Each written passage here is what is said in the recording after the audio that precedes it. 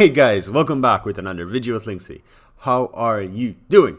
Today we're doing a top 5, best 5 starting units, great units you can get at the start of your campaign.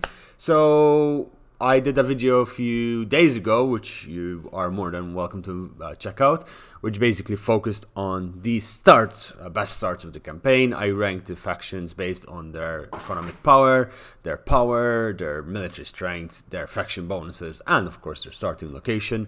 And I ranked every single one of them, and it was a pain in the arse to do. But today we're going to be doing something else similar in that line, since that did so well. And we're going to look at which are the best units that you can start off with, which essentially also kind of grades the factions to a certain extent. I'm basically looking for units that have survivability.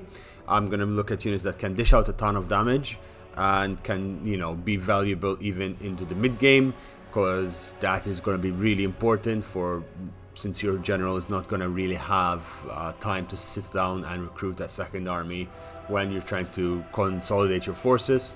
I'm going to be looking at the cost of the units and how much it is going to tank your economy, how much of it you need, and the value for money you get out of each said unit.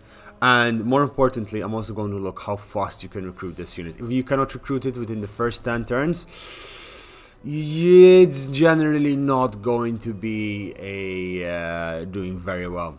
But with that said, ladies and gentlemen, boys and girls, let's get started. So at number 5 we have the Archers of the Empire. Now the Archers of the Empire are a shit tier unit. They are absolutely garbage, but at the same time they're so fucking good. Okay, so why are they so good? Archers of the Empire have the ability to be recruited on turn 1, yes, and when you look at their stats, they do only have 120 range, that is true, but they do have 20 ammunition, they do have 22 missile strength. You're not going to be dealing with that much armor early on in the campaign, so for the first 5 turns they're going to be really useful to recruit, and you're going to do a lot of damage with them. You're going to have the ability of getting a full army of them very fast. They only cost 96 gold per turn to maintain, and to buy them it's only 350 gold. When you look at the upkeep of crossbows and handgunners, crossbows, which are a ridiculously good unit, I have 131, so for every 5 crossbows you essentially could get 6 or 7 archers according to how it works out. And with the same with handgunners, like handgunner, for every single handgunner you can essentially get 2 archer units, and more archers means more DACA, more unit models means more firepower. I would put them at number 5 as they're so easily available. You don't need to build any technology buildings, you don't need to do any special thing, you can recruit them straight off the bat. There are other good units, but essentially the best units I can think of while preparing for this video, number 5 I would put down the Archers. Moving on to number 4. At number 4 we have the Quarrelers from the Dwarfs. These Quarrelers honestly deserve to be much higher. The reason why they're at number 4, and I'll straight off the bat say it, is because it takes 5 turns before you can start recruiting them, because you need to first get the Kazarak into an outpost, and then you need to build the clan barracks, and it's going to take a while.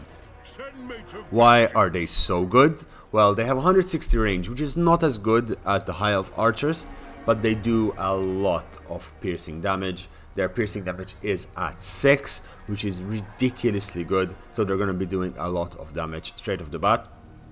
They are better than the Archers of the Empire. Essentially, I would put them on the same level as the crossbows of the Empire, but with one difference. They are dwarfs. They are ridiculously strong in ranged, ridiculously strong in melee, and they are beyond stubborn, so they will not break. Dwarfs are fantastic at that, and honestly, by turn 10, you can have an army of them, of grudge throwers, and of dwarf warriors, and you're going to be able to kill almost all of your enemies really easily. Their biggest problem is, again, as I said, because they take so long to recruit them, and they are also ridiculously expensive compared with others we've seen. They're at 151 upkeep, which is very high very, very high considering what we are looking at with the other factions. So they take the 4th place for me as the from the top 5 best starting units that you can get, or early game units that you get with your factions. At number 3, we have the High Elf basic archers. Now, High Elves are known for the archers, and they are absolute beasts. But you go, Linksi, why are you putting them at only number 3? The reason why I put them at number 3 is they are still a basic, like, you know, level 0 unit. But they are ridiculously good. They're super cheap with Tyrion and some of the other lords as well. They have ridiculously good range. They have ridiculously good ammunition. What they struggle in is, if we see over here, their missile strength. They do not have that much armor piercing, only 3. And the reason why you want them early game is because they're going to be able to deal with most of what you're fighting, especially if you get side shots on the dread spears and all the bleak swords, etc. The reason they're not marked higher is essentially their armor piercing, and as good as they are, by turn 50, if you're still using them, you are in deep trouble because you're going to be needing those sisters and those higher tier units to try and deal with the invasion of the Norskins, with the invasion of the lizards, and the invasion of the Cult of Pleasure. I would agree with some of you that they might deserve to be higher, but essentially number 2 and number 1 are just so good that you cannot really compete with them at all. At number 2, and this was quite hard because between number 2 and number 1 for me, they're very similar. I've decided to go with Bretonnian peasant archers at number 2, mostly because of their viability later on in the campaign. Does diminish slightly compared with what I think number 1 should be, but let's talk about why they're so awesome. They are super cheap, easily accessible. The only true limit you have on the peasant bowmen is the limit of the peasant economy all the way up here, right? But even that is very easily fixed, and you can have stacks of these guys. Combine it with the fact that the Bretons do not have supply lines, you can have 2 or 3 armies filled with peasant bowmen straight off the bat. How easy it is to recruit them? Very easy. You get them mostly on turn 1 or turn 2. All you need to have is the following building. And what is even better, you can get the upgraded versions really early on in the campaign. You can get the peasant bowmen with fire arrows or with pox arrows, so they get that little variation. The fire arrows, of course, is going to do extra fire damage, and pox arrows are going to do that poison damage, which slows down the enemies and reduces their effectiveness in combat. They are cheap, they are numerous, they do have very poor leadership and poor accuracy, that is true, but when you have enough of them firing, you're going to do a ridiculous amount of damage, and they're going to just essentially break any army you're going to be fighting. Why do I think they are not the best archers in the entire campaign? They do stand to struggle, again, as I said, later on in the campaign, and they are not as strong as what is number 1, which we're going to go into now. Before we get to number 1 though, I wanted to mention some honorable mentions. Namely of those is the Saurus Warriors with shields and Saurus Warriors spears and clubs. They are really good early game units. Their biggest issue is they do cost a lot of money, and this is even on Gorok, who has a, you know, I believe he does get a discount on Saurus Warriors as his faction. If I look up here, yes, yeah, 20% upkeep reduction, and they're still so expensive. And they are, of course, melee units, which means on legendary difficulty and very hard difficulty, they are going to really struggle. But I thought I should mention them because they are ridiculously fun to play with on the lower difficulties, and even on legendary, and they can dish out a ton of damage and take on a ton of damage. They are good early game units, but by turn 15 you want to start getting rid of them. By turn 20 you want to have your Stagodons, and by turn 25 you don't even recruit them again unless you are in an emergency needing to build an army as fast as possible. So, next one. I guess we couldn't really have a... Oh, what is happening? There you go. we couldn't really have a video without not mentioning, like, come on, thank you, not mentioning SKAVEN, and of course mentioning my good old boy Claw. I would like to give an honorable mention to SKAVEN Slave Singers. They are a ridiculously good unit, very good value for money, very good utility, super strong for what you get with them. But they do have some downsides. The downside is they're SKAVEN slaves. They break if a wind element farts on them, or if anyone farts, they just start running away.